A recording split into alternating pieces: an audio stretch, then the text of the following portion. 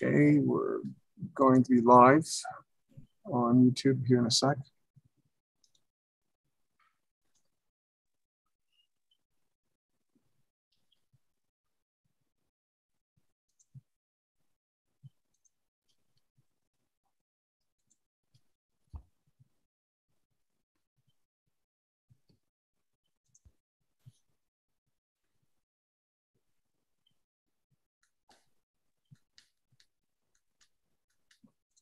Okay, everybody, thank you very much for joining us tonight.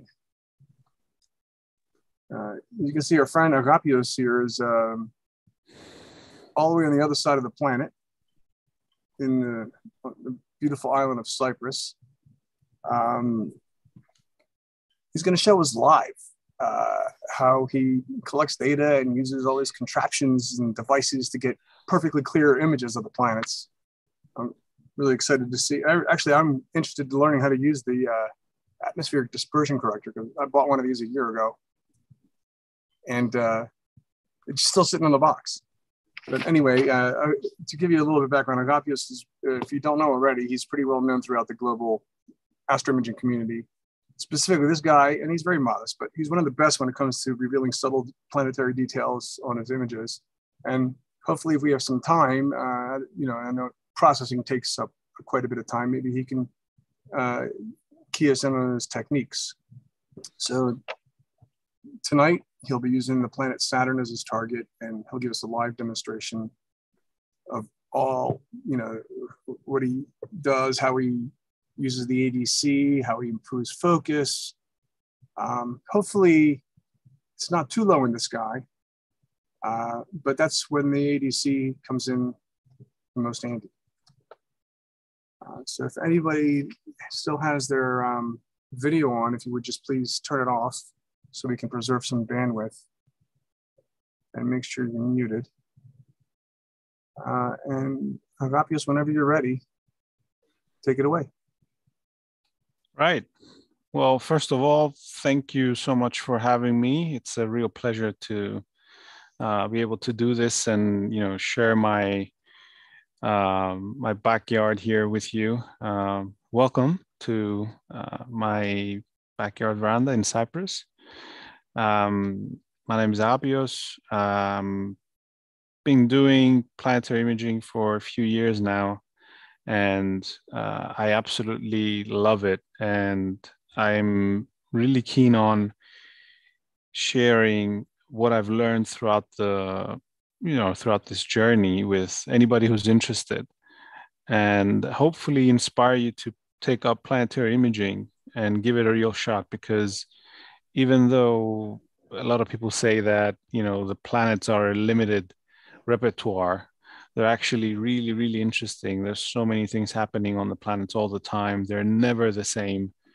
And there's a lot of action in the solar system.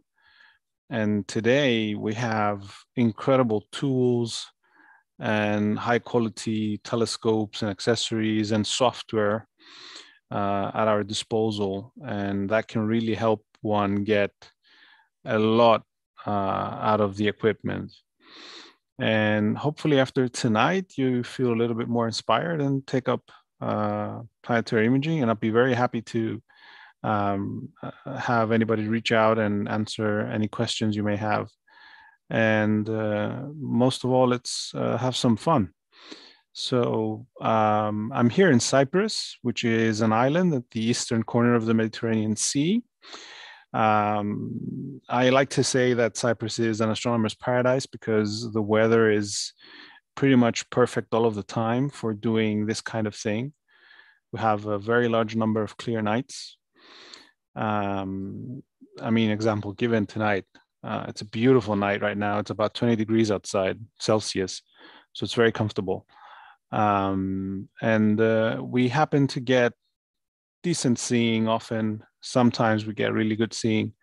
But the thing is, most of the time, the seeing conditions are not exceptional.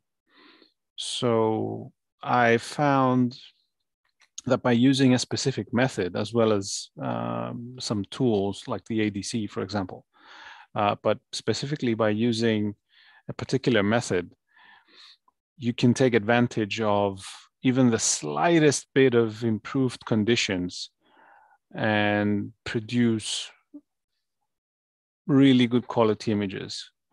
And I hope to share that with you tonight. And as I said, feel free to type in your questions or reach out and we can go through them together. So I'm out here, as you can see, next to my telescope.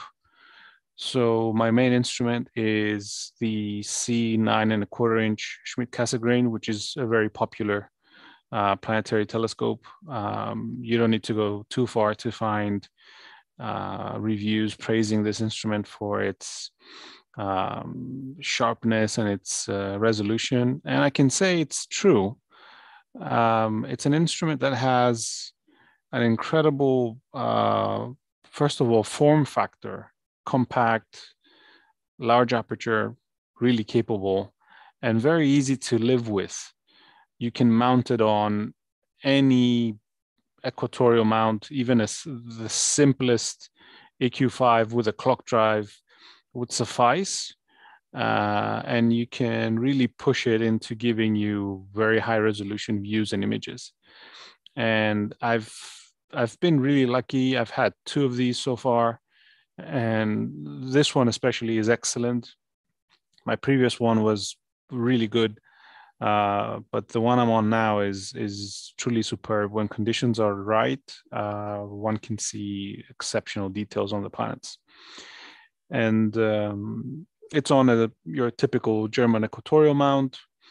And I've got in the back, I've got an external Crayford focuser that's motorized. And I've got my ASI 462 camera on it, as well as a Barlow lens. And we were talking about Barlow lenses before. It is a great idea if you can have a very high quality Barlow lens to use in this type of imaging, but you don't have to go ultra premium. I've been a great fan of inexpensive but good quality apochromatic Barlow lenses for many years now. I'm still using the very, very old Ultima from Celestron, which is very cheap. You can pick it up for something like $50, $60 on the used market, and it will do beautifully for this type of imaging. But of course, if you have something better or more premium, that's even better. Tonight, I hope to give you a live demonstration on how this thing works. The atmospheric dispersion corrector, this mystical, weird-looking device that has been causing a lot of turmoil in the planetary observing and imaging community, because it really opened up new horizons to people, in the sense that before the Asian companies came out with their examples of atmospheric dispersion correctors, this device was a very premium accessory. You could spend like a couple of $1,000s to get something like this. And since ZWO came out with it in 2015, this has been an indispensable accessory for anybody interested in doing this type of astrophotography. And I highly, highly recommend that you look into it. So tonight, I hope to show you a little bit about how it works and go through some of my methods, show you a little bit of fire capture in action, how to shoot the planets, how to capture, and maybe even do some processing. So at the moment, the telescope is lined up on planet Saturn. I don't know how well you can see that on the screen, but Saturn is somewhere up there, currently just shy of 30 degrees in altitude, which is not too bad, but it certainly suffers a lot from atmospheric dispersion at that altitude. And this is where the ADC corrector comes in really handy. So before logging in, I've already gone through what is probably the most important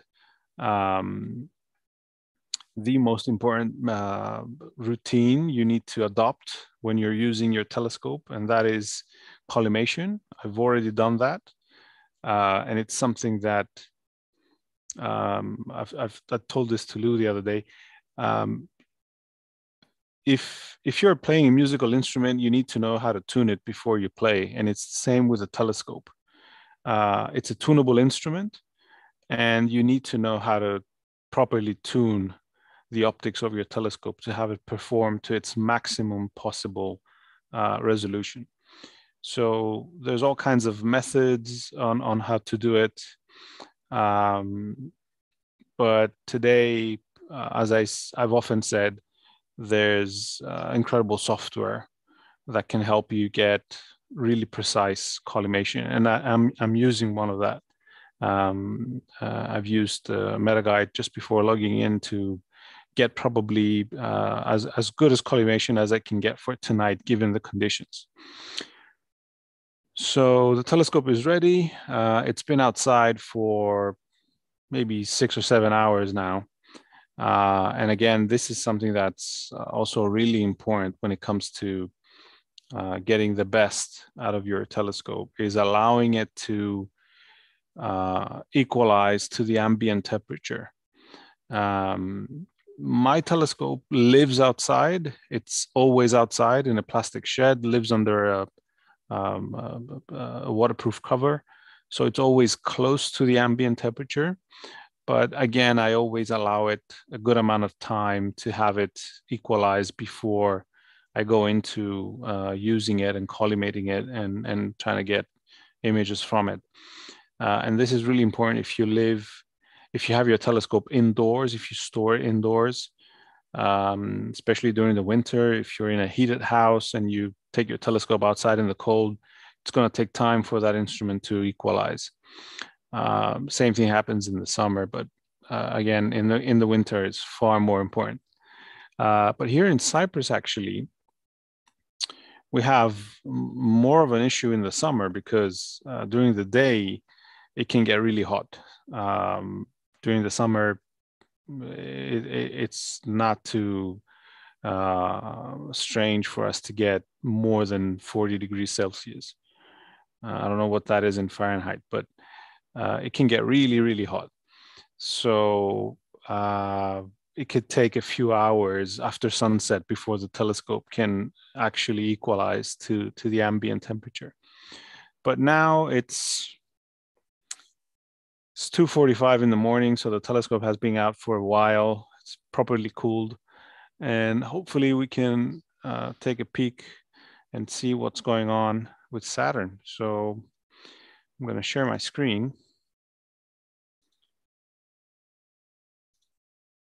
Okay, here we go. So there's your live view of Saturn through the telescope. As you can see, the seeing conditions are not great. I'm using a ASI 462 MC camera with a ×2 Barlow lens, no corrector yet. I just wanted you to see what the typical environment is here. So we've got fire capture running, and we're putting out a color image, and you can see, let me just boost that a little bit and give you a view of the dispersion. So the atmospheric dispersion appears as a distinct discoloration, especially at the edges. Right about here, we've got a blue tint, and right about here, we've got a red tint, but actually this coloration is all over the image. It just shows up more at the edges. So what the atmospheric dispersion can do, the atmospheric dispersion corrector, it can cancel out that dispersion by using a clever array of prisms. So let me just go back. Okay. So as I said, this is what the atmospheric dispersion corrector looks like. I don't know how well you can see that. So it's pretty much similar to your typical Barlow lens, with the exception of these two movable levers. So there's two of these, and they travel quite a distance apart from each other, not quite converging at the other end. And you've got your nose piece on one end and your receptacle on the other end. So this is where you would attach your camera, and this is where you would attach it to the telescope. And there's also a bubble level on a rotating ring.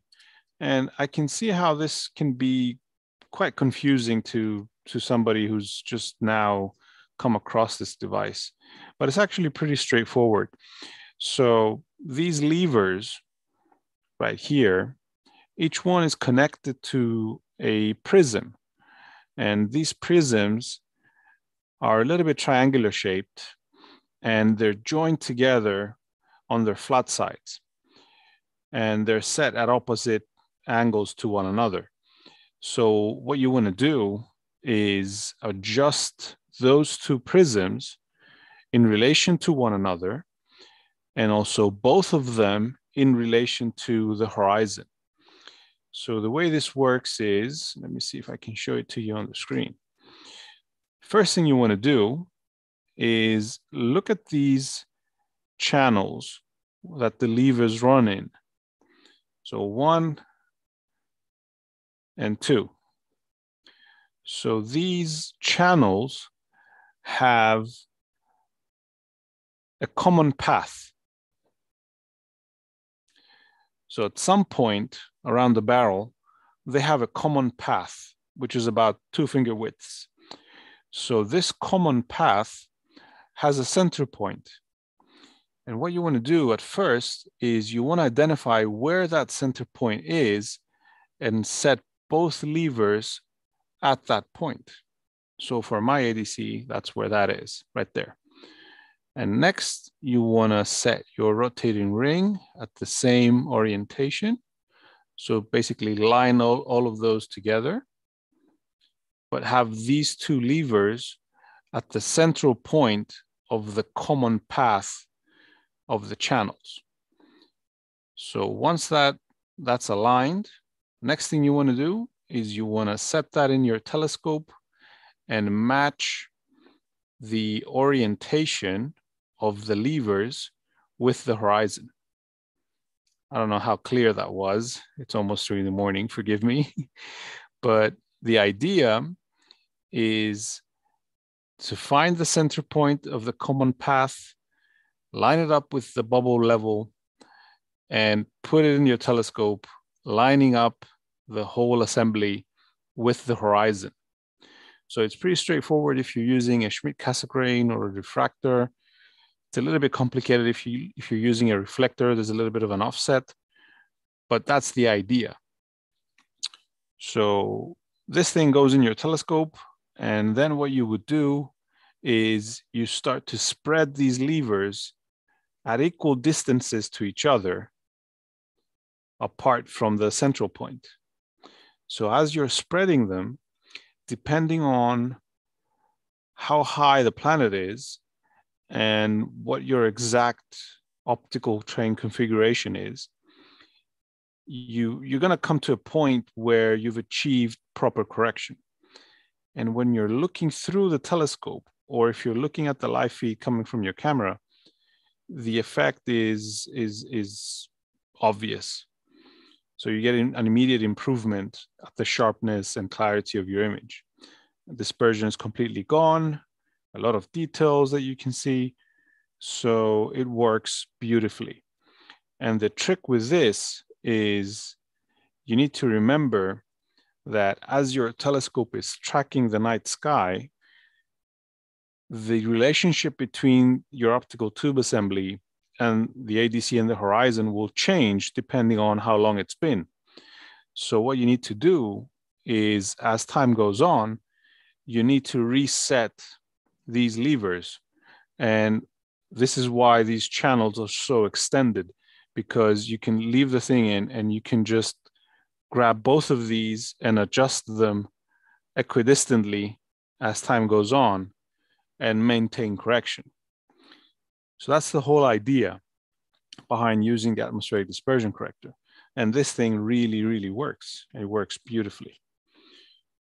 So what you could do is you could use this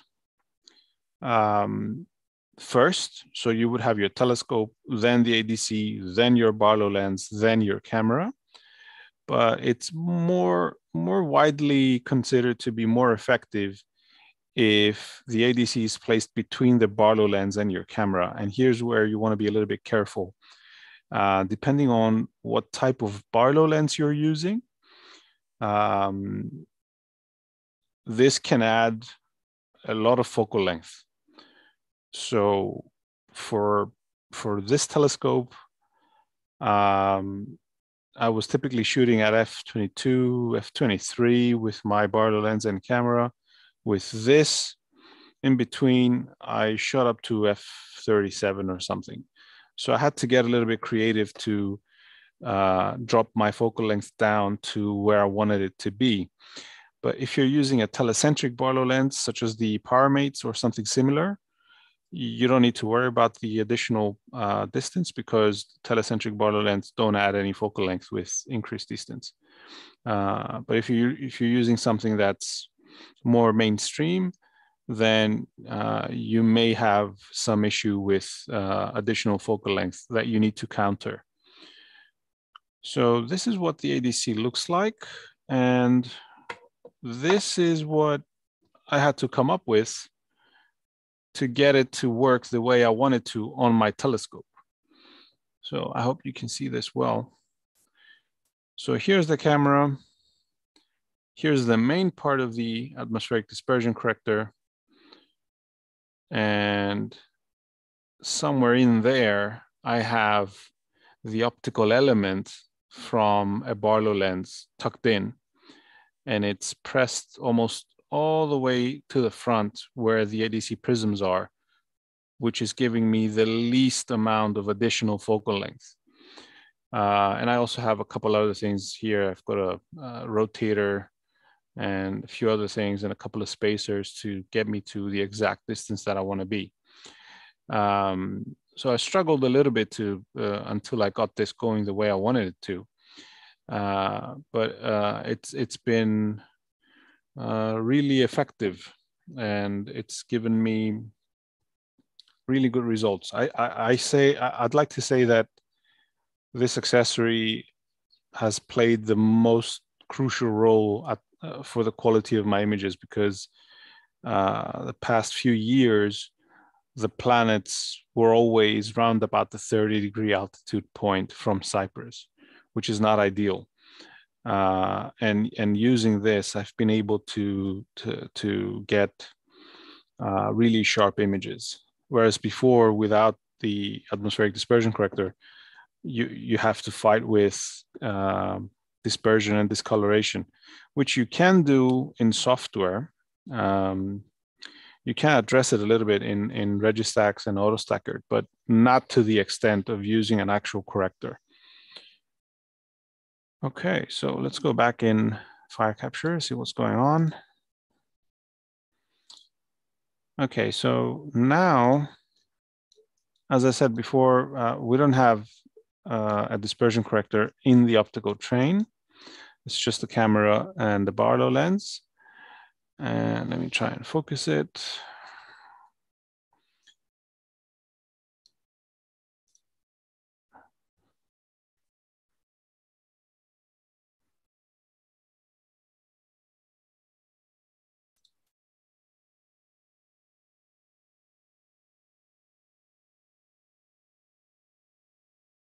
Okay. Seeing conditions could have been better,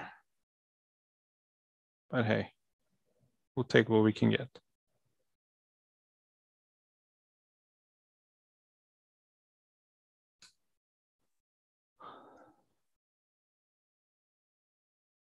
Okay. I don't know how well you can see that, but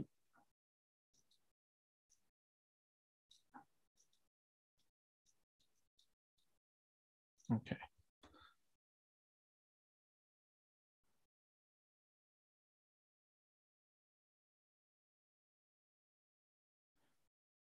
All right, so the seeing conditions are poor, I would say. You can just barely make out the Cassini division in the live feed, but let's just go ahead and do a short capture so I can better show you dispersion. So I'm just gonna drop my exposure a little bit, and let's just do, for this example, let's just do 1,000 frames. Okay, so we're capturing now. We're capturing at about 45 frames a second, and we're going to go for 1,000 frames, and we're going to throw that into AutoStacker and just quickly put out a stacked result, which we're going to sharpen, so I can show you the effect of dispersion. Okay, so that's done. Let me just jump in and pull it out.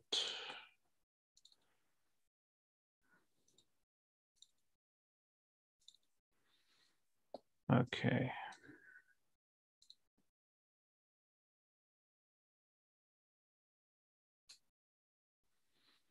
All right, so I'm going to scroll through all of these and find what I feel is a somewhat sharp frame. Okay, okay, there will be one there.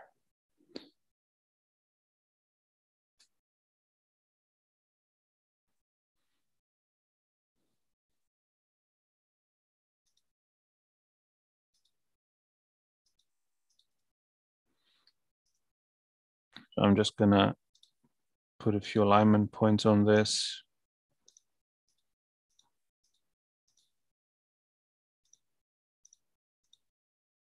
Guys, feel free to jump in with any questions or any comments. I feel like I'm talking to myself.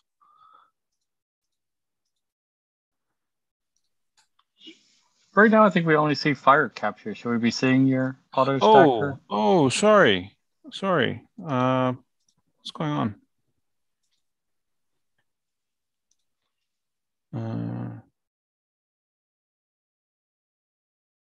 I have it on screen. So you can't see AutoStacker? There we go. No, now we can. I think you might have been sharing only the one application, okay. But now we can see. Okay. Now we can see everything. Sorry about that. Okay. All right. So let's just do a quick stack. So that's running, and I'm not doing anything specific here. We're just going through a quick stack because I wanted to better illustrate how dispersion looks like. And we're going to see that now when we stretch this image.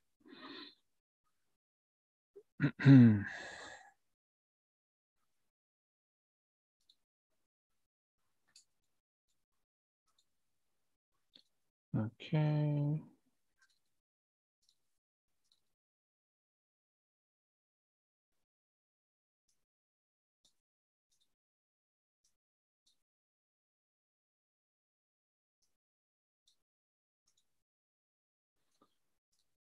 Okay.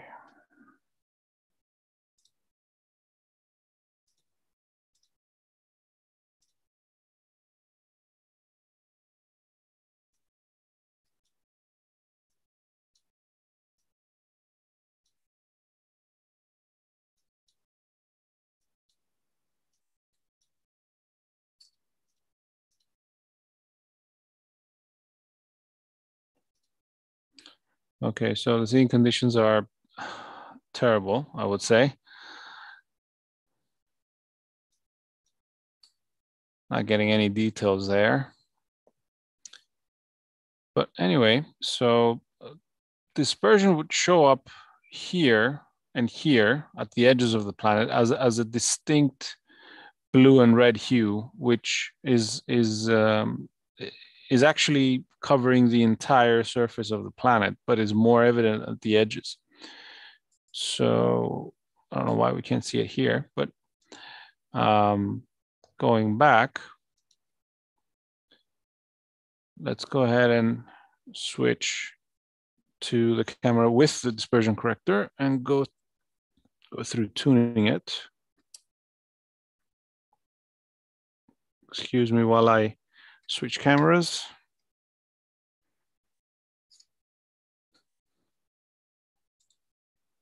So Agapio, the seeing is not that bad over there, actually, compared to what we are used to here. Your terrible is good for us. Well, it's still fairly low. So I'm hoping for a little bit of an improvement. I have a quick question on the ADC. When go ahead. You had mentioned about, you know, as the mount is moving, that you have to readjust the prisms, you know, every so often, every 15, 20 minutes, I think you said. But I assume you also have to readjust the level point also, right? The little bubble level? Yeah, correct. So the bubble level is your indicator, is your visual indicator of the relationship of the ADC and the horizon. So yeah, let me just line it up. Okay. And the good thing with these correctors is the channels actually have quite a lot of room to accommodate for a night's worth of imaging. Oh, good. Okay. Let me just clear these.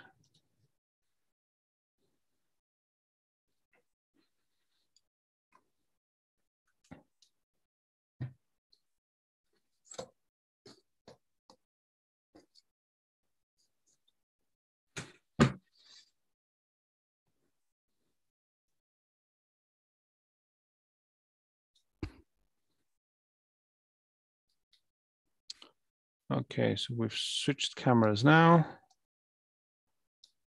And we're gonna have to refocus. So one of the questions I get a lot is, how do you find the planets with a tiny chip and a really high magnification? And here's an example. So what I've done, now that I've switched cameras by using this one, the focus point is so far away compared to the other camera that the planet is now a massive out of focus donut. So what I've done is I've boosted the gain and the exposure, I've topped them up, and you can see a slight brightening over here, which is where our target is. So what I'm gonna do is I'm gonna pull this up and center it. There you go.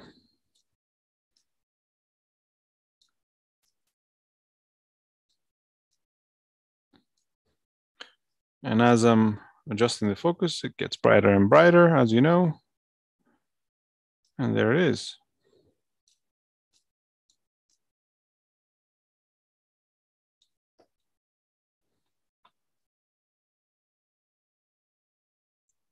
That trick will come in very handy, thank you. Yeah. I know a lot of people who struggle with this and they resort to using flip mirrors and other gizmos. You don't really need anything. Okay, there we go.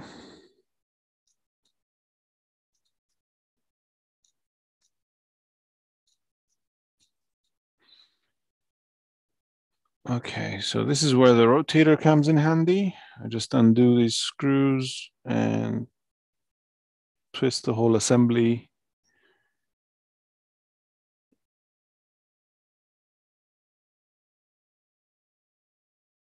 Over there.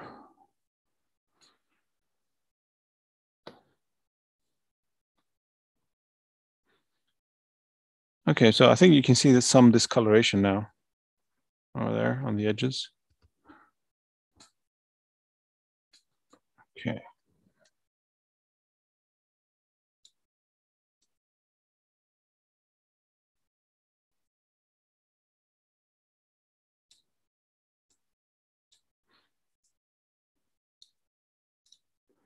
Another trick, I don't know if you notice, every time I'm focusing, I'm using a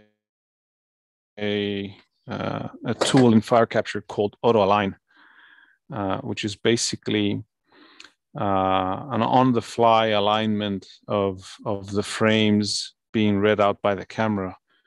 And this is also really, really helpful when you're focusing, because it freezes the planet on the screen, and it gives you a lot of precision. As I said, my mount has about 16 miles of backlash in each axis, so planet is wobbling here and there. Let me just get it.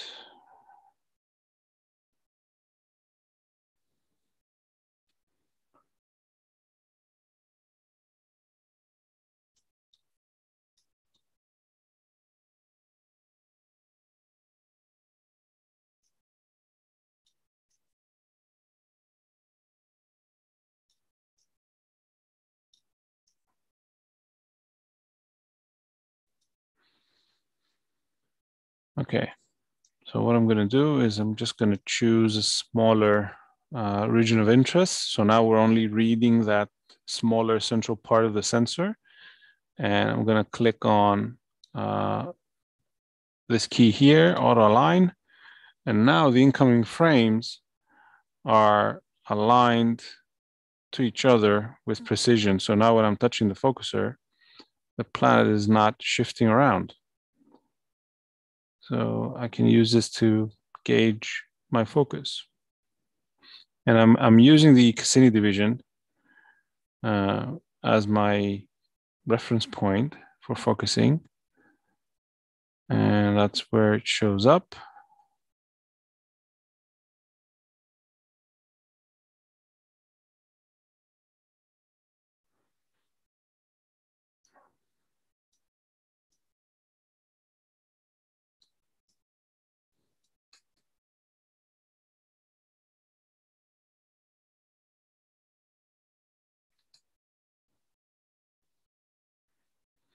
And you want to take your time with focusing, because you want to make sure that you're focusing when, or you're evaluating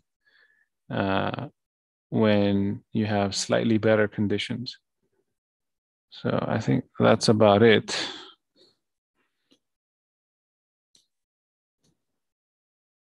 Okay. So that's roughly focused. I also have a digital focuser on this telescope that I can use to more finely adjust focusing, but the seeing tonight is not great, so I don't know if we're going to get to use that.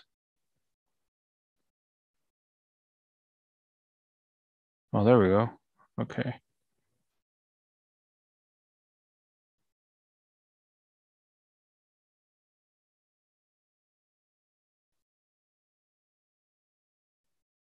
Okay, so I'm going to leave that there for now. Okay. So we're ready to begin now to adjust the atmospheric dispersion corrector. When you're doing visual, if you're only looking through the atmospheric dispersion corrector, it's incredibly quick and easy because the effect is very obvious. So the main point is to keep your target in the center of the field of view, and as you start adjusting, you're going to notice that the planet will shift across the field of view as you're adjusting. So you want to recenter your planet and then reevaluate what you've done. Visually, it's very straightforward and very obvious when the dispersion corrector has been set precisely. When you're doing imaging, thankfully, there's a very handy tool in FireCapture that we're going to use now to adjust it. So let me just go back to full frame.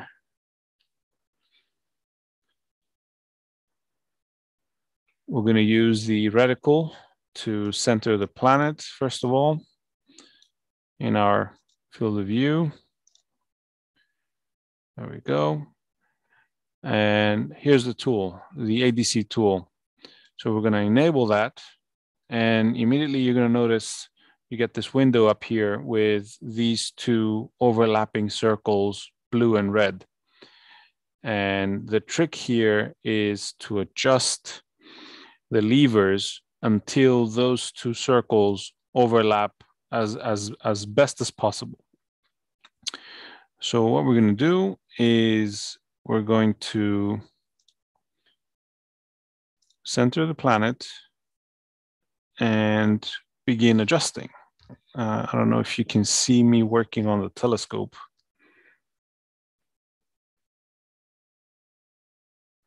You can just barely see me there. Okay. So I'm just going to begin adjusting the levers, and we're going to go through the changes and the ADC tool. Okay, so I have this preset at the center line of the channels, and setting the bubble level. And now I'm going to begin spreading the levers. Okay.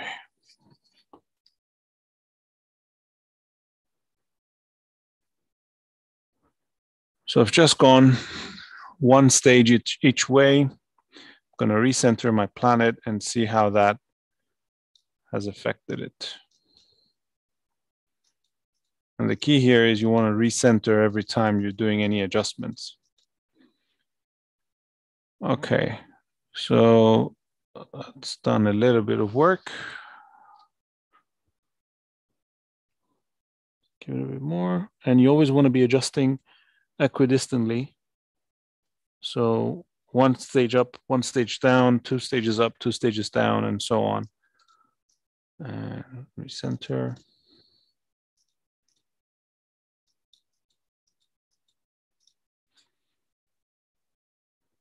That's looking a little better.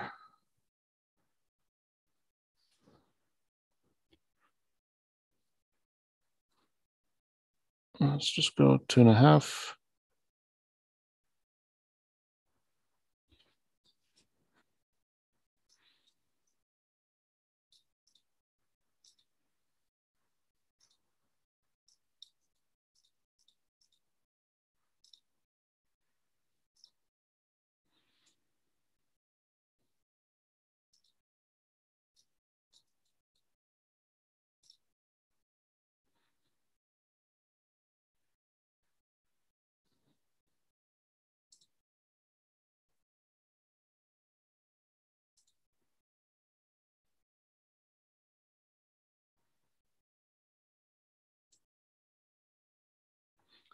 Just going to boost the gain a little bit.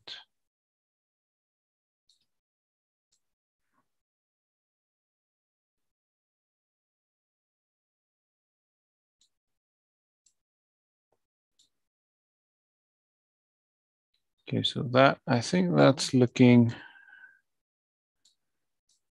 decent. Okay, let's see, do we have any improvement?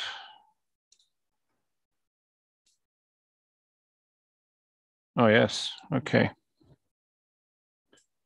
So immediately I can see the bands in the planet much better. I can see the Cassini division. I can hold it for much longer. And I can even make out a little bit of detail down here right away. I don't know how well you can see that on your screens. But to me, there's obvious improvement. Okay, let's just do another capture.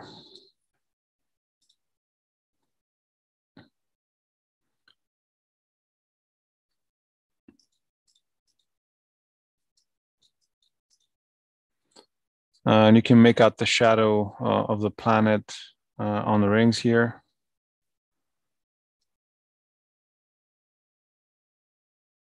And let's try and focus again. So once you've adjusted the atmospheric dispersion corrector, because things are sharper and cleaner, it's now easier for you to focus with greater precision. There we go. All right, so let's try and do another quick capture.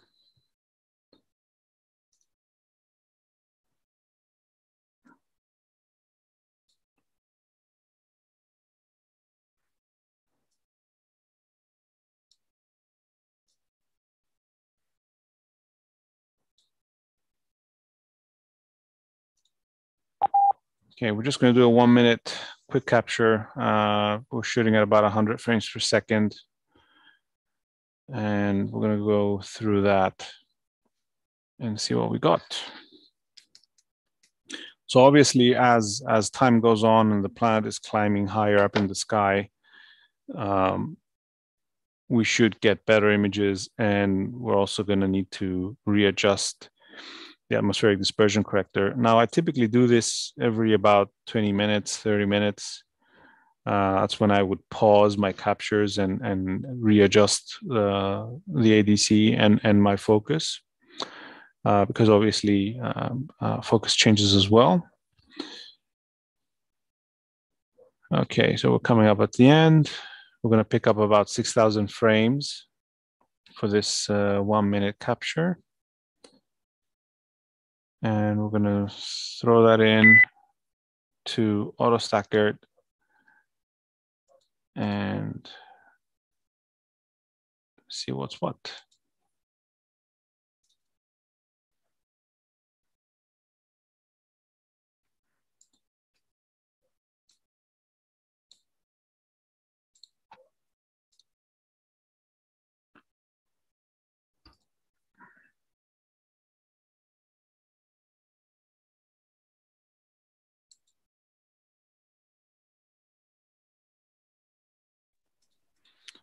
It looks like Okay. you're in the SCR format is the sequence.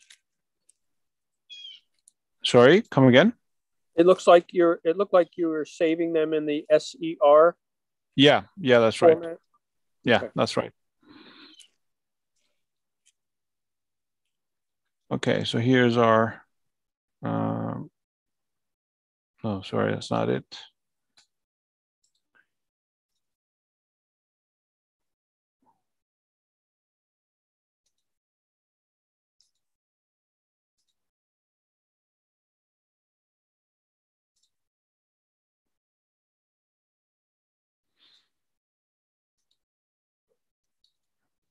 There we go. Sorry, brain power is is limited. There it is. There's our file. Okay, so the great thing about AutoStacker is you can trim your file to save resources. So I'm just going to crop this tightly. I'm not dealing with any moons now, so I can do this. And let's just go through the file and see if we can pick up a sharp frame. Okay. There we go.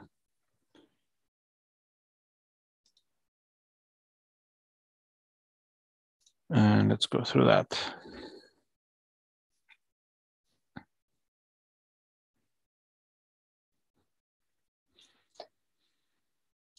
Okay, so this is going to take a while. If there's any questions.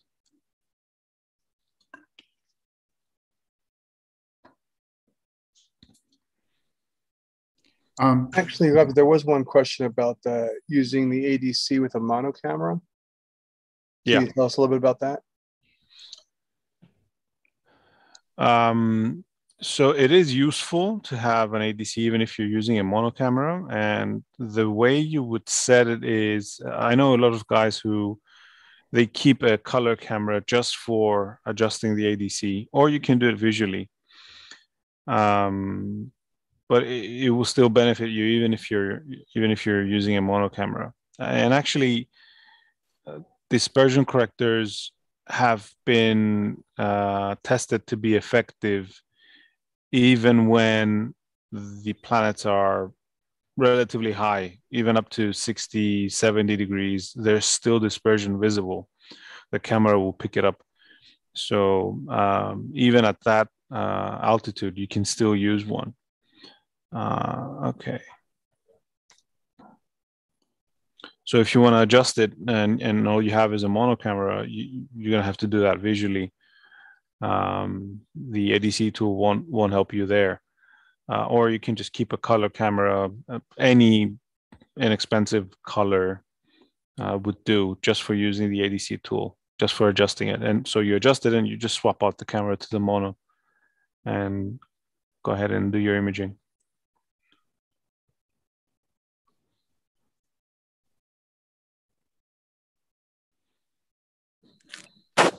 Are there any tools in fire capture that you use to assist with focusing? There are. The thing is, when it comes to the planets, especially when seeing conditions are a little better,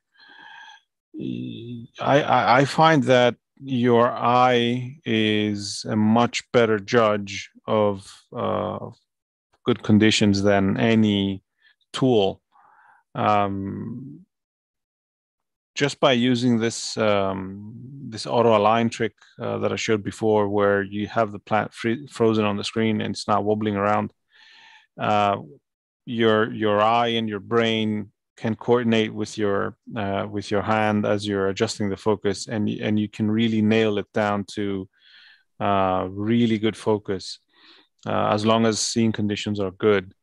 If they're not, then you can just go and do something else. Okay, so we've done that. Let's just pull it up in Registax.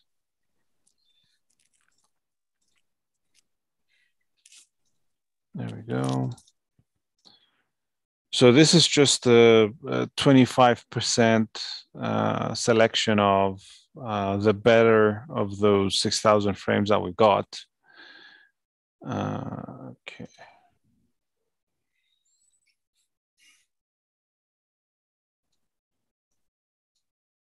Okay, the seeing is still not the best, but you can pick out some details here. You can see the seeing division is just stretching all the way across. You have the shadow of the planet on the rings here, and you have some good definition in the bands. Now, obviously, this is a very limited file, a very limited data set for doing any extended processing on it. The whole idea behind this type of imaging, lucky imaging, is that you're using a high-speed camera to capture a large number of frames, so that whenever you get those split-second moments where conditions are a little bit better, you can capture a large number of frames to combine and sort and stack. Now, you can just sit here and keep looking at the live feed and wait for when you think you have better conditions, or you can use a method that I've been using for a while now, which is sort of like fishing with a net instead of with a line, in the sense that you're going to deploy a long series of continuous captures and make sure that, since you're capturing for a very large extended period of time, even if you have short periods of better seeing, you're going to catch them. And you're going to do this by using continuous exposures and a very high frame rate, because let's face it, not everybody has the ability to live and image in exotic locations, such as south of Florida, the Caribbean, or Hawaii, or wherever, or the Philippines, or wherever you know that there is good seeing and stable, continuous seeing conditions.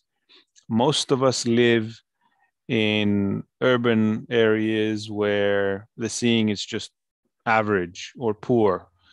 By using this method, you get a much higher chance of collecting better frames. The whole idea is to shoot as fast as possible. So right now the camera is doing about 100 frames per second. I would feel more comfortable if we could do a bit more, but that's a good starting point. So shooting at a high frame rate of 100 frames per second, and also shooting a continuous string of back-to-back exposures. So what I'm going to do now is I'm just going to center my planet, and I'm going to turn on this little guy here, the auto run feature. So by using this, I can instruct fire capture to shoot as many runs as I want. Let's just go with 20 for now. I'm shooting 1 minute long videos, and I'm just going to trigger it now to start shooting. So there we go. We're going to capture 20 continuous high-speed files, and we're going to process these files identically so that the only variation between each exposure would be the seeing conditions. And let me tell you, it can be really, really different from exposure to exposure. I've seen massive differences in back-to-back exposures, and I can tell you that in all of the years that I've been imaging with this method, I rarely get in a period of, say, 2 to 3 hours of continuous shooting, I rarely get more than 10, 15 usable minutes of data. Very, very rarely does that happen. Only once I think I've had a night where all of my data set, all of those 3 hours were actually high quality usable. So the whole idea behind this is you don't have to rely on your own judgment of the live feed, because even that live feed, right now we're doing 100 frames per second. I don't know how well our brains can analyze 100 individual frames every second to judge how good the seeing is.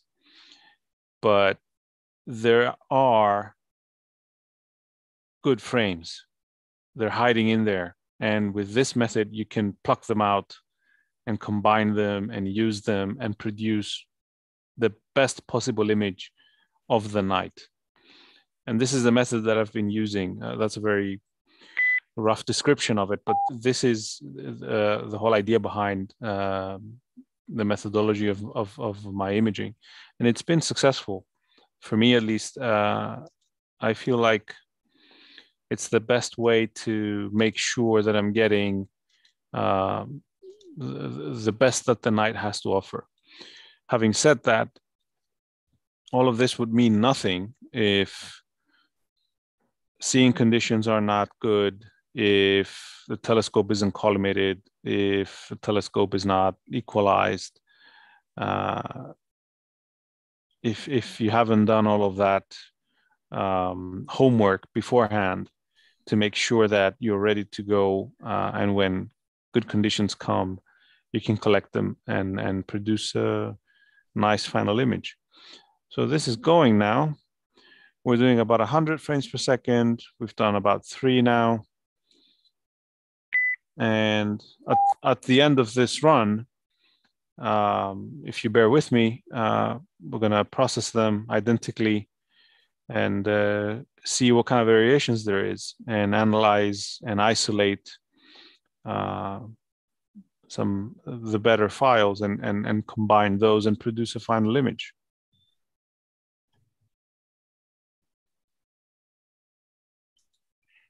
May I ask a question? Yeah, go ahead. Do you ever see the reason to use like a pre-processing program like PIP?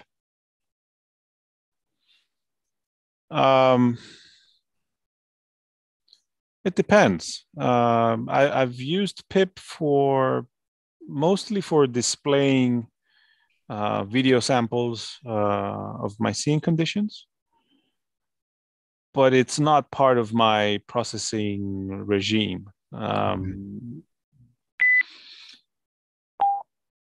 It's handy if you want to go through the SCR files and view them, on your computer, and maybe cut and trim a little bit and do some light pre-processing.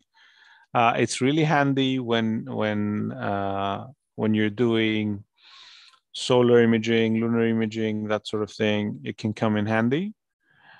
But for planetary, not so much, not in my experience. Okay, thank you. May I ask you just one quick, another one? I noticed your camera uses a rather small pixel size. Like I think it's 2.9 microns. I have one that's using a pixel size that's just about double that, like 5.86. Do you think that matters very much, the pixel size? I'm shooting at f20 with about the same focal length scope as what you have. So the idea is, roughly speaking, you want to be shooting at a focal ratio roughly 5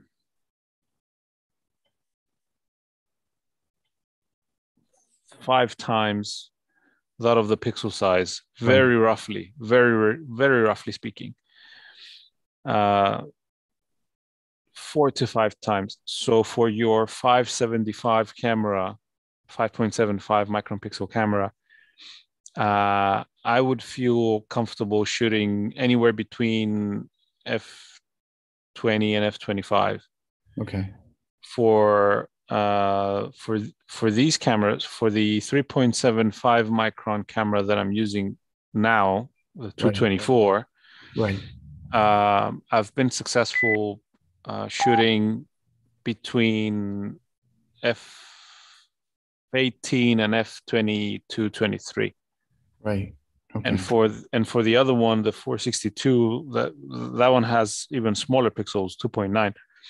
17 to 19 focal ratio is where you want to be. But this is in an ideal situation. These are very rough numbers. But you can take that as you know, right. The starting point. A starting point, and work your way.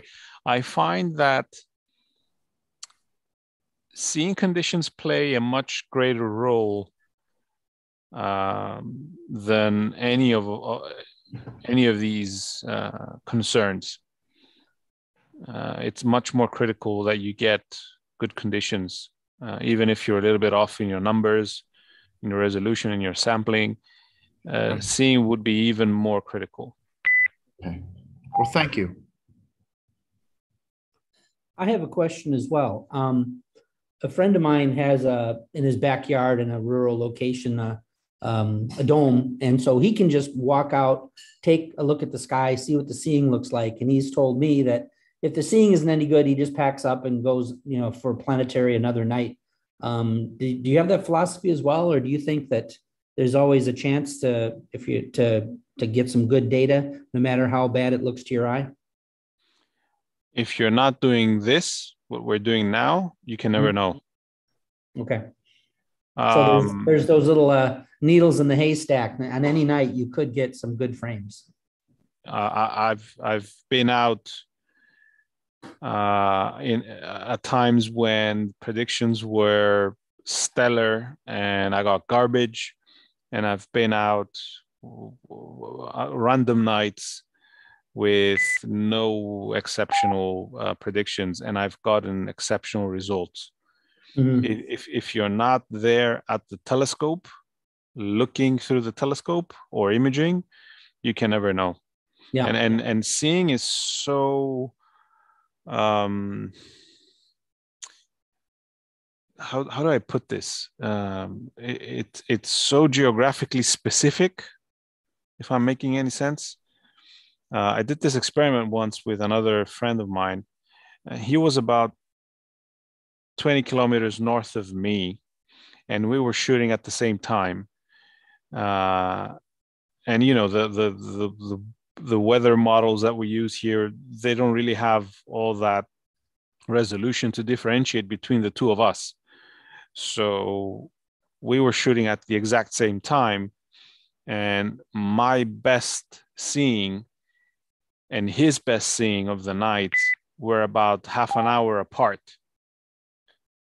So I don't know if you could just walk out and look at this night sky and look at the stars with your naked eye and accurately gauge just how good conditions would be. You can get an idea just by looking at the twinkling of the stars. You can get an idea. I mean, obviously, if they're if they're having a party up there, then you're probably not going to get good conditions. If they're somewhat stable, if there's a little bit of a slow scintillation, then that's a good indicator of better seeing conditions. I find that the most accurate indicator is overall humidity in the air. If it's a stale night, a humid night, then you have a good chance of getting better conditions sometime in your imaging run. At least that's been my experience. On nights when there's absolutely no humidity, it's almost always, not almost, it's always terrible. Good seeing comes with stable air masses, and stable air masses produce humidity, and that's when you're going to get the better conditions. So would that translate then to warmer weather generally is better? Because in the winter, you're going to have low humidity in the air. It depends on where you live. We've had really good conditions in the winter here as well. I mean, I think we were talking before about Damien Peach and one night of excellent seeing up on the mountain here. I think that was in February. So even in the winter, you can get humid nights. You have to really spend some time to study your microclimate and the overall behavior of the air over your location. I find that for me, for this island, I get the best conditions whenever I have the winds coming from a specific direction or a rough specific direction. And I have absolutely terrible seeing when I have the winds coming from another specific direction. So this comes with, experience with being out there and taking notes of what kind of conditions you're expecting, what kind of conditions you're actually getting. But you need to put in that time to understand the seeing conditions and look at how different models and different resources translate for you. I have found that there are a couple of good websites that apply for me, for my location, but they wouldn't necessarily apply the same for you guys in the States. I know you have some other applications that you're using there, Clear Sky Clock and something like that. Those wouldn't work for me. But as I said, you need to personally put in the time to study seeing conditions and a little bit of meteorology to understand what's happening. My friend down in South Florida, whenever you're getting winds coming from the ocean, from the east, and you get that humidity in the air, that's when you have your best chances.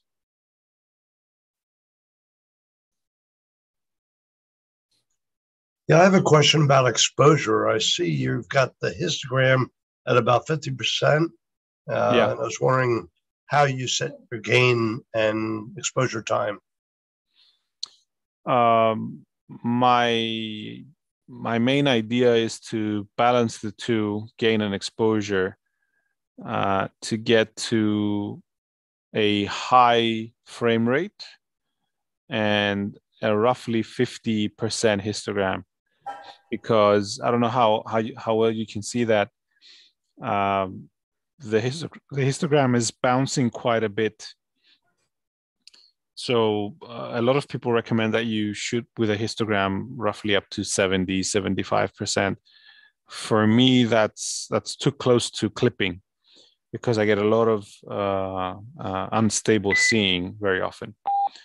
So I like to balance to push for as high a frame rate as I can get, with the histogram being around about the 50%.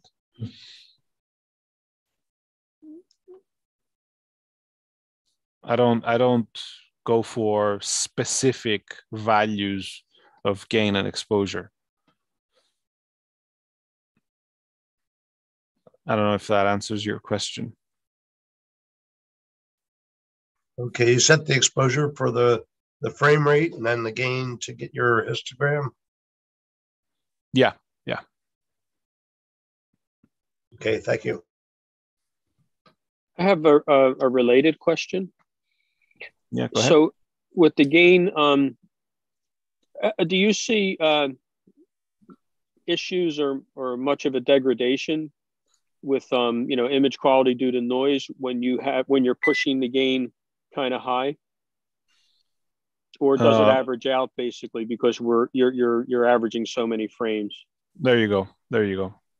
Okay. When you're getting 7,000 frames per exposure per file, and then when you're combining multiple of these exposures files in WinJupos for derotation, then noise just effectively disappears. You can argue that there's a point where gain begins to degrade instead of benefit, but for me, my experience has been that going with this and shooting at a high frame rate, which means a high gain, especially for something like Saturn being so dim, I don't suffer too much from it. So that's the worthwhile trade-off to go for frame rate so you can capture, so you can try to freeze the seeing. Yeah, that has been my experience. High FPS being the number one priority. Thank you. Thank you also just for spending the time and for going into the details, because it's just been very helpful. You're very welcome. I hope I'm coming through okay. I mean, I'm being understandable. Yeah. Oh no, this is great. You're very understandable, okay. And it makes sense. I mean, a lot of the people on the call dabble in, either a solar imaging or planetary imaging, so we have some familiarity with it. But to actually watch, an expert do it is quite cool. Just seeing, how your workflow is and how your controls are set, your target in terms of the histogram and the frame rate. That's just very helpful to reinforce ideas. Yeah. And I would say, don't look for a magic setting or a magic accessory or a magic whatever. Nothing will give you instant improvement, or nothing will transform your images from average to exceptional at the push of a button or by adopting a specific setting. It's a whole it's a whole group of things that have to come into play together. First and foremost, I would say you have to adopt a methodology. For example, I like to start by just investigating the weather conditions to see what's going on, if I have any chances of good seeing. Once that is determined, then you go to the telescope, you make sure that the telescope is ready to receive that light So collimation, equalization, all of that, and do this religiously. There is no way I'm going to set up my equipment and not collimate. There is no way I'm going to set up my equipment and not having spent an hour or something looking at the predictions to gauge what's going on. And there is no way I will not do this type of imaging, this methodology, because all of those put together, that's what's going to give me the best possible result of the night. It's not just one setting that will magically transform everything. No, that makes sense. Yeah, that's good advice. You mentioned about collimation. Did you mention using MetaGuide for your collimation? Okay, yep. so that if I understand correctly, with MetaGuide, there's a tool specifically for collimating. So what it does is MetaGuide is primarily a guiding software that also has a very powerful tool for judging collimation. And the way it works is you sort of similar to PhD, you give it your telescope, your camera values, focal length, focal ratio, pixel size, all of that. And it has an idea of what to expect, what size and shape is the iridis coming from your telescope. And it's shooting video and recording a star, and it's comparing what it's seeing to what it should be seeing, and it's giving you an interactive tool which points to the direction you need to adjust your in this case your secondary mirror to push the star towards that direction, which will improve your collimation. And it works beautifully. It works fantastically well.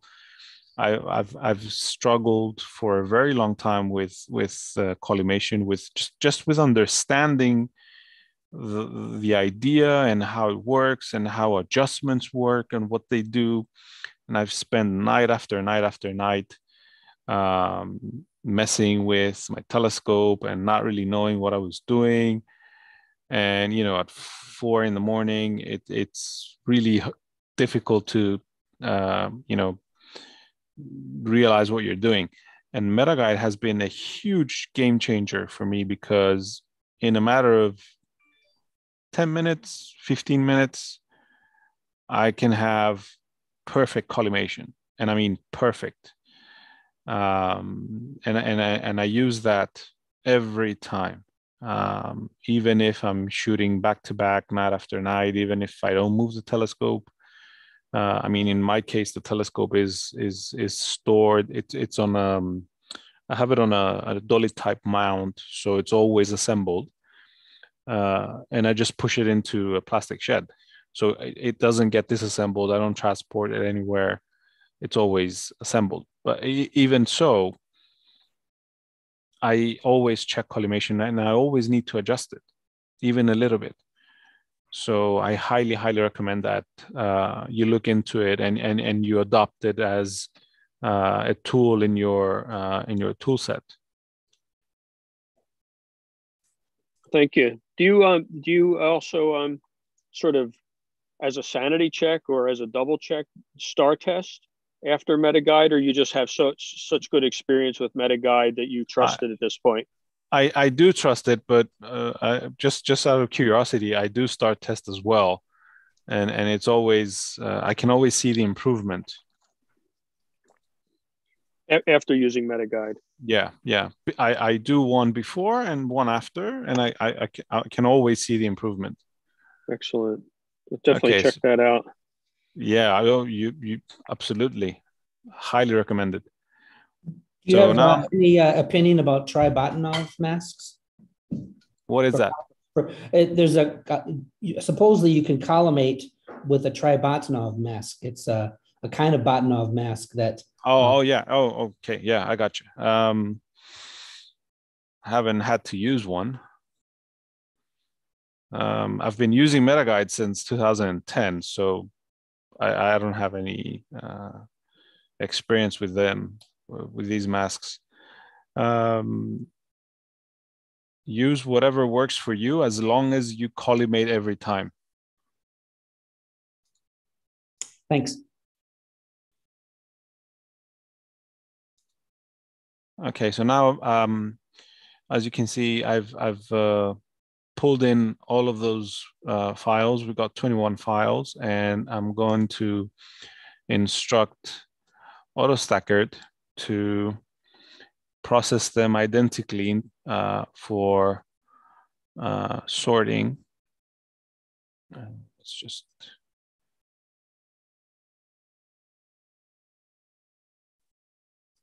find a good frame. There we go.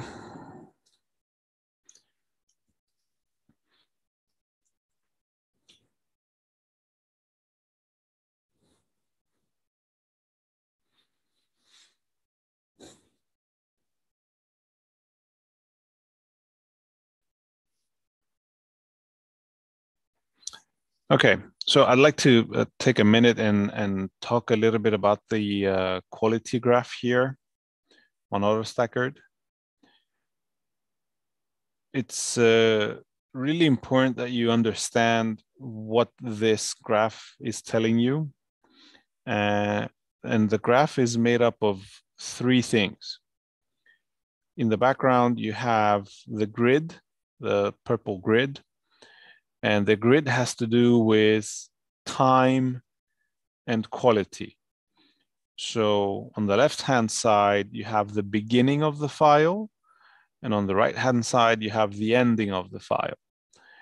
And top to bottom for quality. So low quality down here, high quality up here. The wavy pattern that comes up, the gray wavy pattern, this is the quality of each individual frame as it's been recorded, as it has been recorded. So because of seeing variations, frame after frame, you have a random distribution of quality. So if you're getting 10 frames in a second, they're random because, as I said before, we don't live in exotic locations. We don't have absolutely perfect seeing every time where all of our frames are high quality. We have a random distribution. So you have frame number one, maybe average, say a 5 out of 10. Frame number 2 would be a 7. Frame number 3 would be a 1. Just random. That's the quality of these frames as they came in. And the green line is what AutoStacker has been able to achieve in the sense of collecting all of those frames, evaluating them, and assorting them for quality, with the best ones pushed to the front and the worst ones pushed to the back. So as you can see here, the absolute best frames are at this very, very tiny part of this huge video. So naturally, what I want to do is I want to discard the garbage. So I'm going to ask AutoStacker to keep a small number, a small percentage of the file. This is where high frame rate imaging comes in handy, because the higher the frame rate, the more individual frames you have in that tiny slot of better data. So for this example, I'm gonna go with, actually I'm gonna stay with 25%. So here in this box, you can choose what percentage to stack, and AutoStacker can do up to 4 iterations of stacking. So you can go, for example, do a 10, do a 25, do a 50, do a 70, whatever. I'm just going to go right ahead and do, let's do a 20. So what's going to happen now is AutoStacker will go to each individual file and process it identically and keep 20%. and come up with 21 stacked, which contain 20% of the best frames of each file that we got before. So this will take a while. Okay. Agapios. Yeah. Can we go back to the ADC? I want to ask another question. Yeah, go ahead. I'm a little confused. Go ahead. Let me see if I can turn my camera on so I can show you talking about here.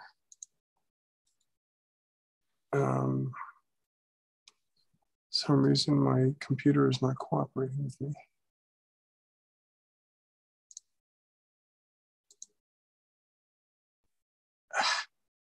Can't get my mouse to work.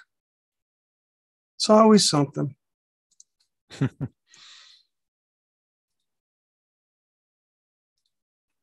Well, basically my question was, when you have the two prism levers, you want to have them parallel to the horizon, correct? Mm-hmm. What, to begin with. Yeah, to begin with. What is the, which way do you put the bubble level? What's the purpose of that? If you already have this configured parallel to the horizon, what what's the respect of the how is the bubble level significant? So the bubble level is your visual indicator that it's time to readjust. Oh, that's all it's for. Yeah, that's mostly why it's there. Because when you set it up at the beginning, obviously the bubble is in the middle. Yes. And then after some time, because the telescope has tilted, obviously your correction falls off. And your first indicator that it's time for you to readjust it is the bubble level, because you're going to notice that the bubble is off. So it's sort of like like alerting you to the fact that it's been some time and you have to go back and readjust it.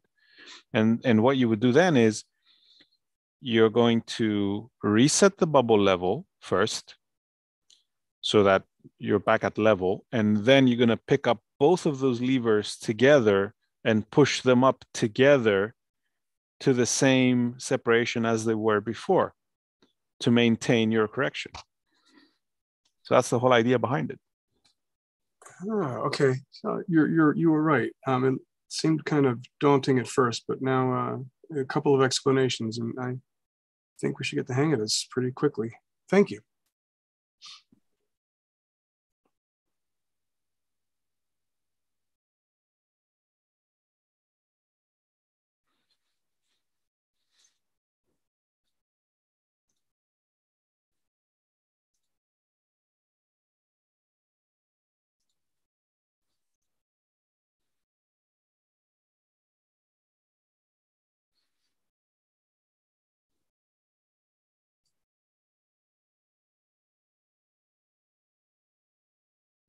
Now, is there any way you can get a quicker frame rate? I guess Saturn isn't bright enough to do that. I can. I think I can go up to 120, 160 maybe. But yeah, Saturn is Saturn is the most challenging for me. It has been the most challenging planet to image, and it's just so sensitive to seeing conditions. It really doesn't give up its finer details unless seeing conditions are truly exceptional. And because it's so dim, especially now with the rings being at a coming up to where they're almost directly horizontal to us, the whole planet is even dimmer, and it's just getting more and more challenging. Yeah, I think by the time it reaches the northern hemisphere, we're going to have an edge on planet. Yeah, I was there in 2010 2011 when that happened again. And let me tell you, it was a real treat to see it through the telescope.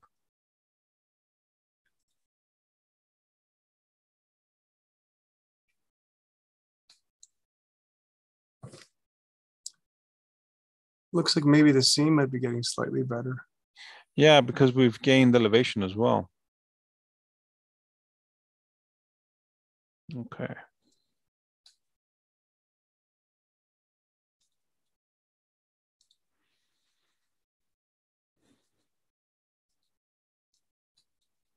Oh, another thing I haven't showed you is even though, as we said in the beginning, you don't really need a fancy mount to do this. All you need is something with a clock drive that can just follow the planet. Fire capture can actually auto guide on the planet. Let me see if I can pull that up now. Okay. So what I've done now is I've activated auto guiding in fire capture, which is basically a very crude bumping of the motors so that the bright thing in the center is kept in the center. Obviously, much less precise than any guiding or anything like that. But it works really well, and it's really handy especially for extended imaging sessions. So I can just pull up my auto run, set it to do like 100 exposures, set the auto guiding, and essentially I can walk away and come back in 20 minutes or so and redo my adjustments and walk away again. So even though we like to think that deep sky imaging is where all the automation is, apart from the dispersion corrector, almost everything can be automated for planetary imaging as well. I'm still waiting for a fully automated dispersion corrector, with rotators and motors and all that. That would be really something to have. Yeah, but even in planetary imaging, you can have a lot of automation.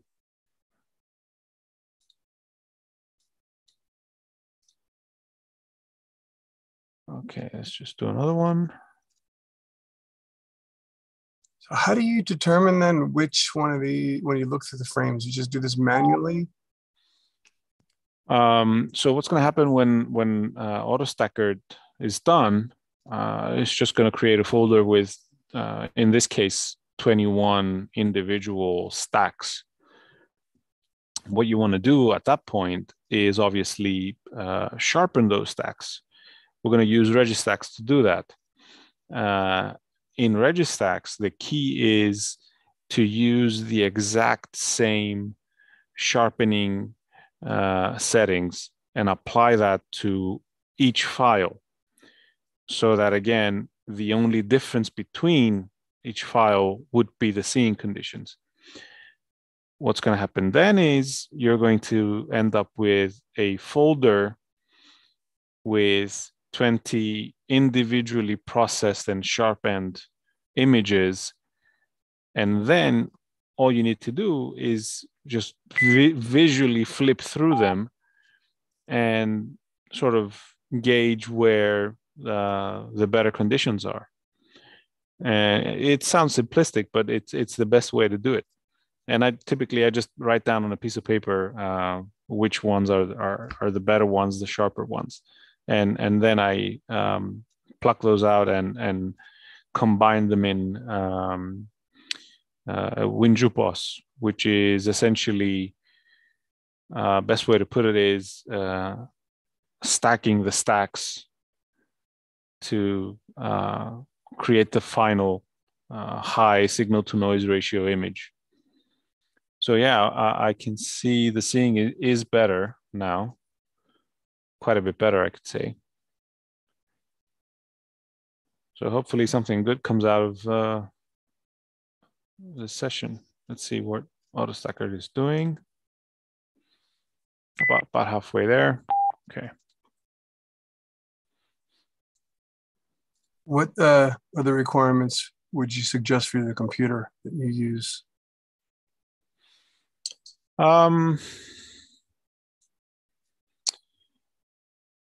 So for capturing, I would recommend you have a solid state drive or a high speed analog hard disk drive. That will really help keeping up with the high frame rate. For the processing, any modern mid to high quality computer system will do well. This is a, what is it now, 4 or 5 year old system, maybe more actually, and it's doing well. It's an i7. I don't know what the specifics are, but anything mid-level would do just fine. So I guess that we should all go out and buy more hard drive space now, because it looks like we're going to eat up a lot of data. If you're keeping the raw video files, then yes.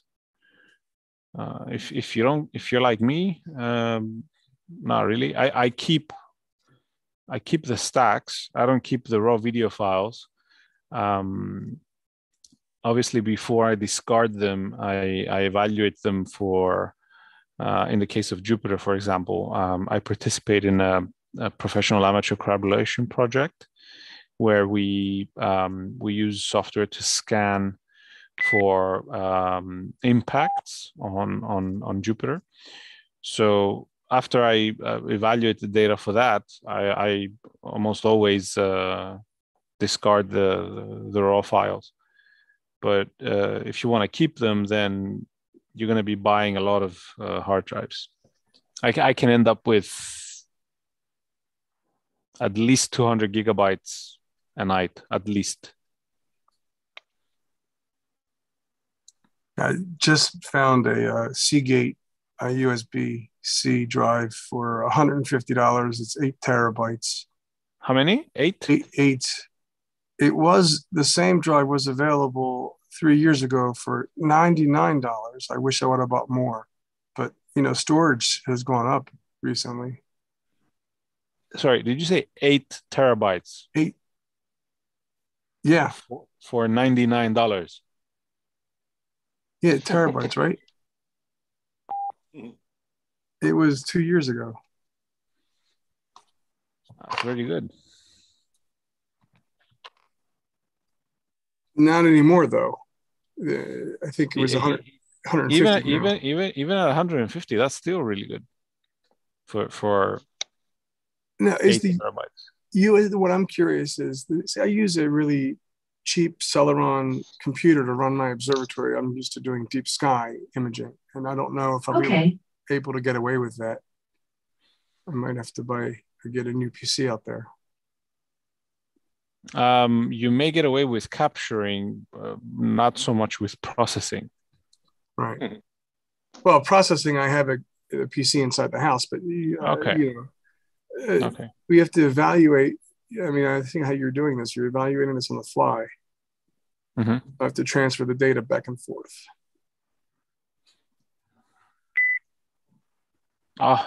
Jupiter has just.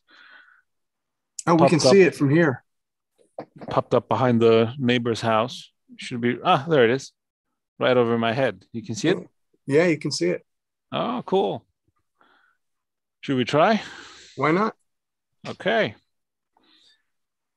Let's just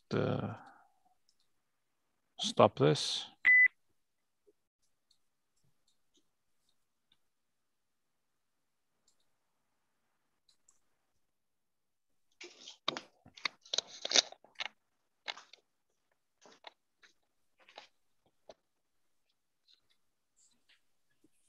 Thank you again for sharing all this with us. This is extremely exciting for us nerds. My pleasure.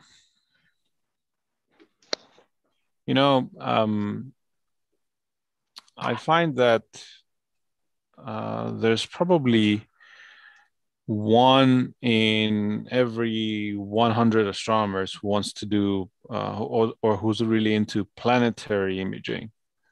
So there's 99 deep space buffs and one dedicated planetary imager. Typically, at least in my my community here.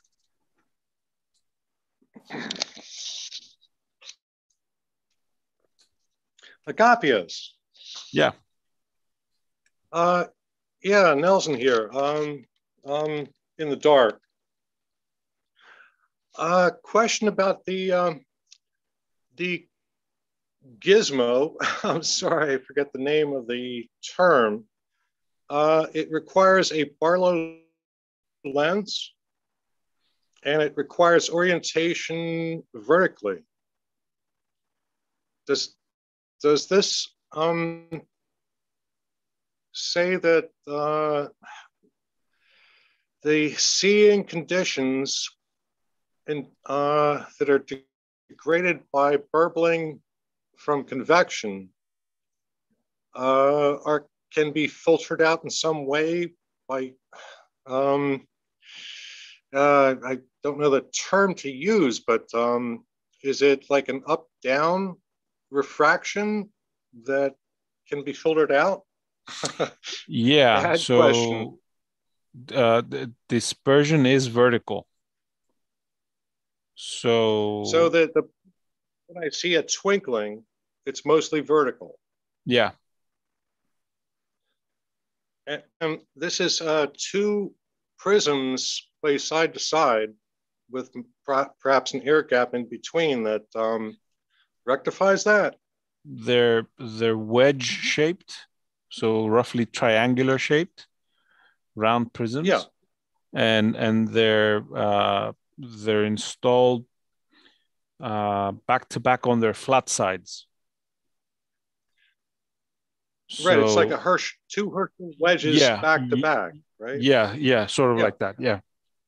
And the key is to match their respective rotation to one another, and that rotation to the horizon. So it's two things. Okay, now they have the same orientation. Are they rotated one against the other? No, they're polar opposites.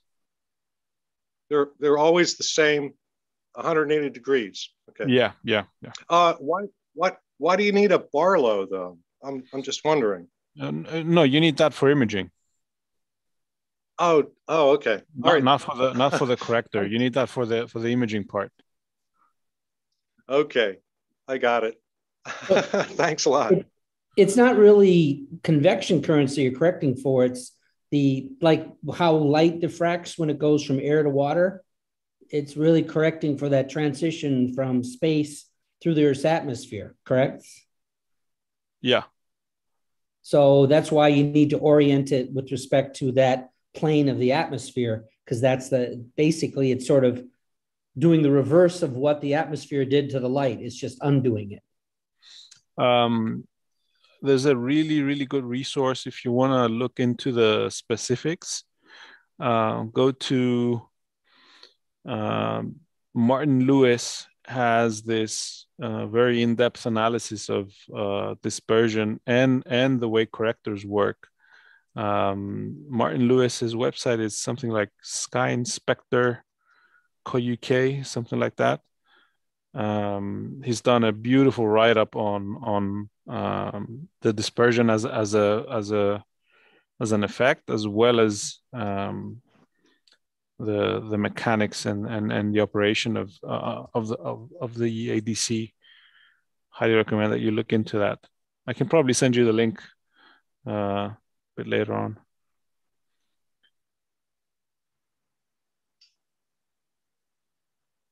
Okay, thanks. That probably gives me a clue to look elsewhere. Yeah, I was thinking about convection and burbling of the atmosphere, but I guess I'm wrong. Dispersion. Dispersion, yeah. All right, I'll check it out. Thanks. You're welcome. Is it I diffraction? appreciate your, I'm going to mute myself.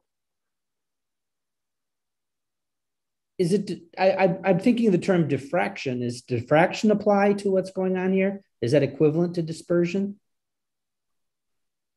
No, not exactly. Hang on.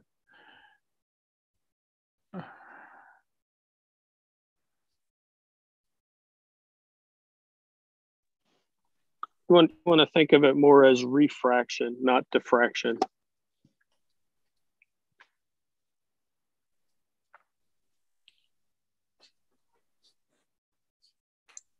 I posted the link on the chat if anybody wants it. Oh, you got it? Yeah, just mind my spelling. I don't have my glasses and I'm getting old. I can't see.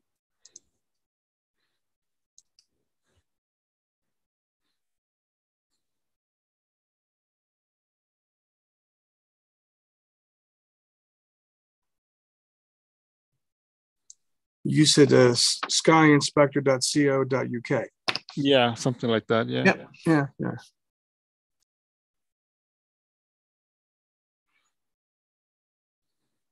Okay. Adam posted another link too. Thank you, Adam.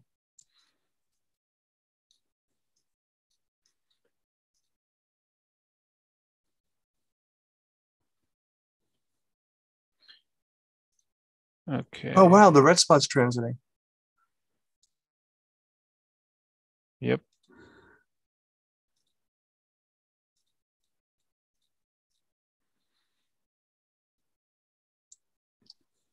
Gabius, how long before the sun comes up? This is getting kind of exciting now. Well, it's it's getting daylight in a little bit. Poor guy, we're keeping you up all night, man. If it wasn't a work day, wouldn't have any problem staying until sunrise. But we'll do a little bit of work on Jupiter, and then I'll have to leave you. You have carte blanche. Anytime you want to come back, we're Wednesdays. We do our astrophotography workshops. So check on in if you get bored. Sure. And an open invitation to anybody who wants to visit Cyprus. Just let me know.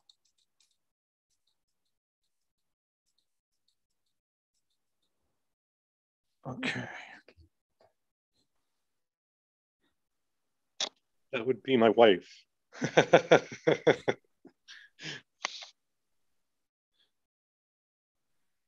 It's a great tourist destination.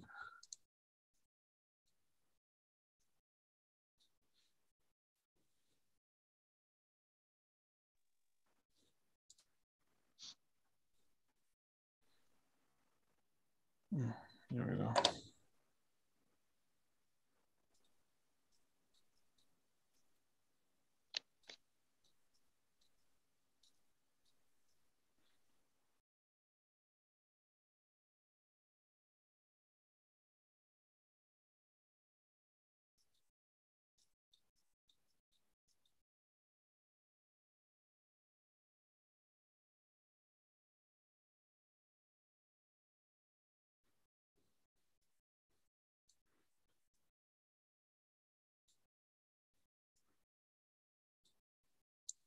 That is a really neat trick.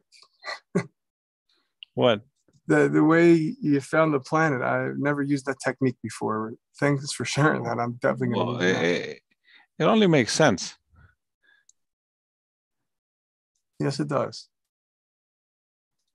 I've tried planetary images 3, maybe 4 times, so these tricks come in handy. Well, I'm looking forward for your next results.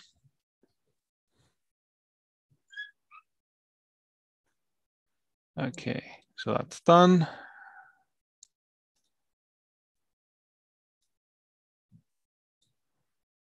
Okay, I need to work on the focus a little bit.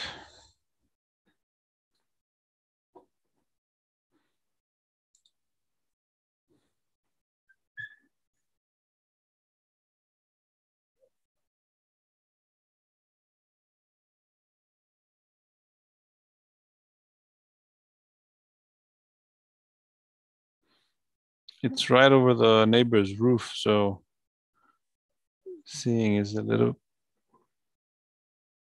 terrible. Okay, there we go.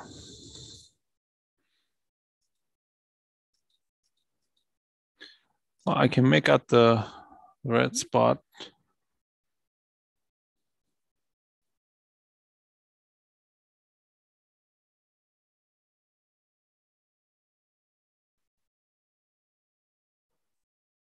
Okay, there we are.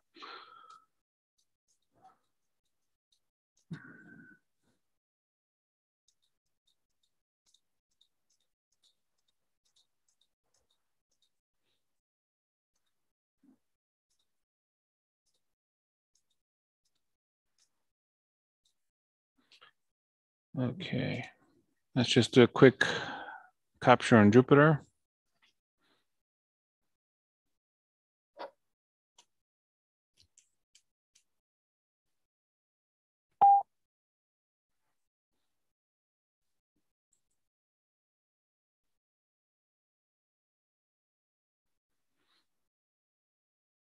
Also, we're only doing 60, 65 FPS. I'm not comfortable with that.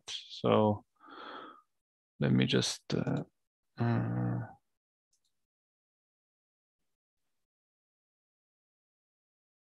that's more like it.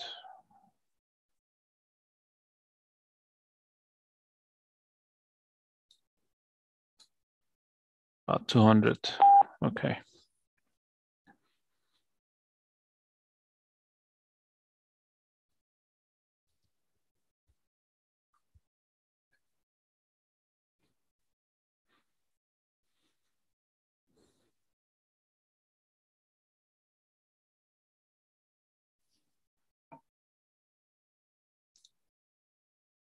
Okay, that's done.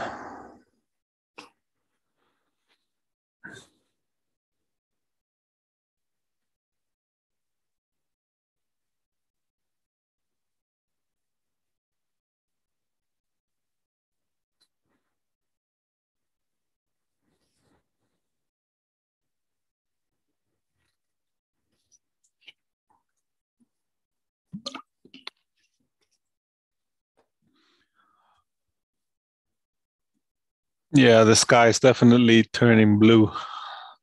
Okay. All right, that's done. We kept you late. No, that's fine.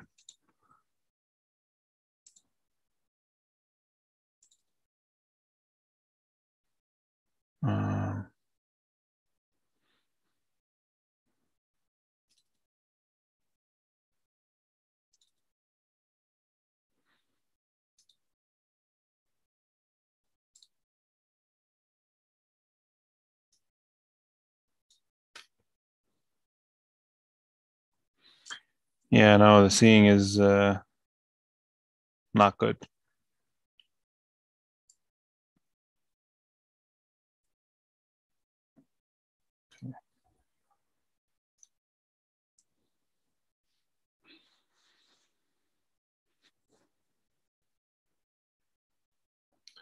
So right away, you'll notice that this 60-second file is now 12,000 frames, whereas before we were shooting about half the frame rate with Saturn. We had about 6K. Now we have 12. So how long can you get away with shooting Jupiter before rotation turns into a problem? It depends. It depends on the seeing, the telescope, but I would say for my setup, I'm comfortable between 60 and 90 seconds. And also AutoStacker can do a little bit of compensation for rotation. For Jupiter, roughly 60 to 90 seconds, I'd say you're good to go. Now, compare that with Saturn. Can we go longer with Saturn or short? I forget how quickly it rotates. I've done 3-minute files with no issues. So 180 seconds. And then when you stack them consecutively, you dump them into WinJupos and they will derotate it? Exactly. So WinJupos is a very powerful piece of software. Basically what it does is by you giving it your exact coordinates, your longitude, it knows exactly which longitudes of each planet you were facing at the time of your capture.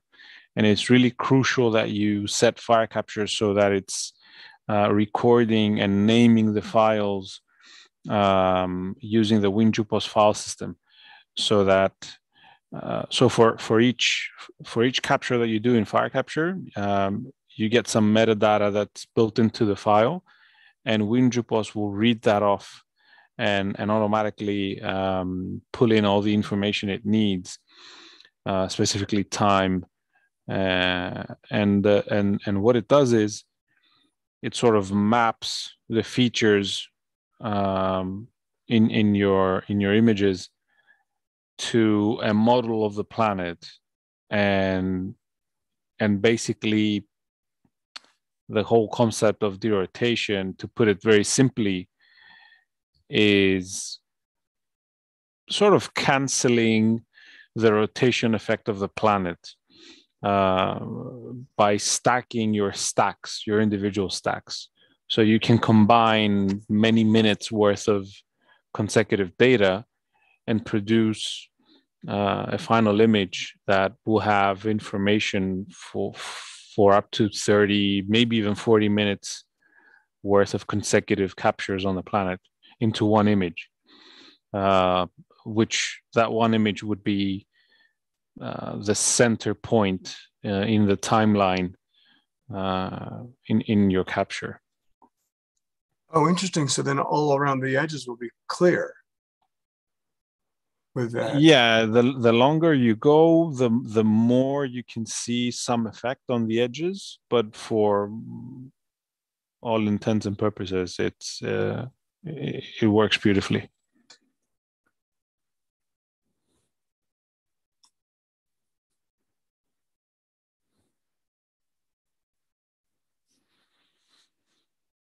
I wish the seeing was better for this.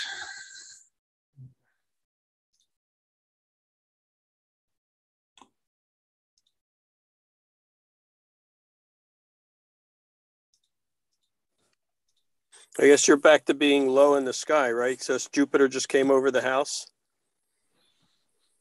Yeah, but this year it actually transits up to 50 or so degrees, which is the highest elevation I've had since 2012, 2011. Wow, that is high. That's great. Yeah, this year is going to be really good. We'll be checking out your website, see what you come up with. Oh, thank you. And guys, reach out anytime. Anybody needs any tips or has any questions or feedback, I'd love to engage. You're going to be sorry you said that. We're going to inundate you with emails. No problem. Okay, so the seeing is not good, but you can immediately pick out some nice features here. Obviously, we have the great red spot.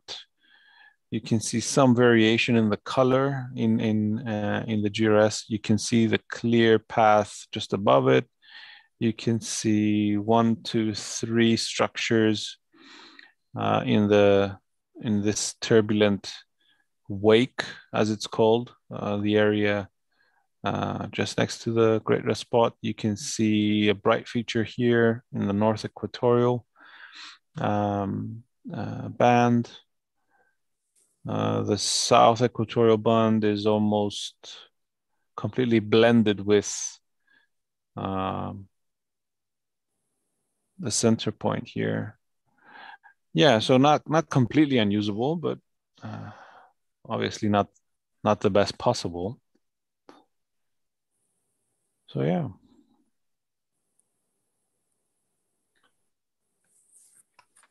Okay.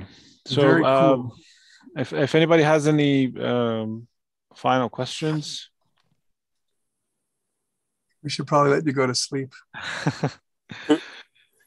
I think that's great. Thank you so much for your time and for sharing your expertise. You're doing a great service to the planetary imaging community. Thank you. Yeah, Gapius, thank you very much. Yeah. Well done. And Thank thank you, you, guys. Lou. Thank you for securing Gapius as a speaker. It's a lot of work on your part, but greatly appreciated by all of us.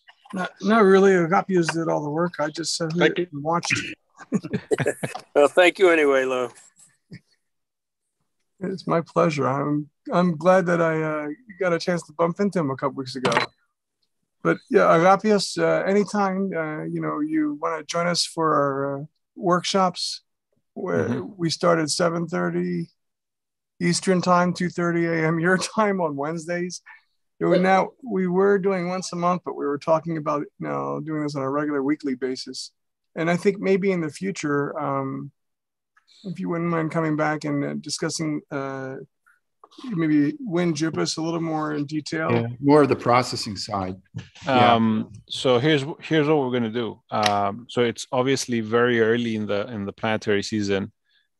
Saturn is at opposition in mid-August and Jupiter is mid-September, somewhere like that.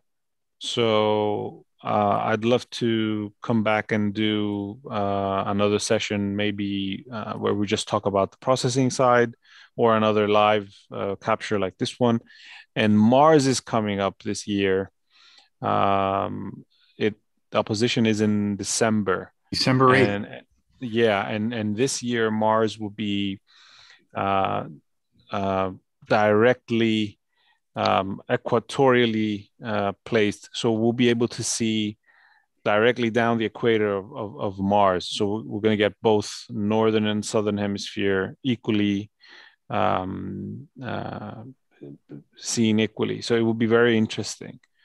So I'd love to come back and do another session, either on Jupiter and Saturn or for Mars. So at your disposal.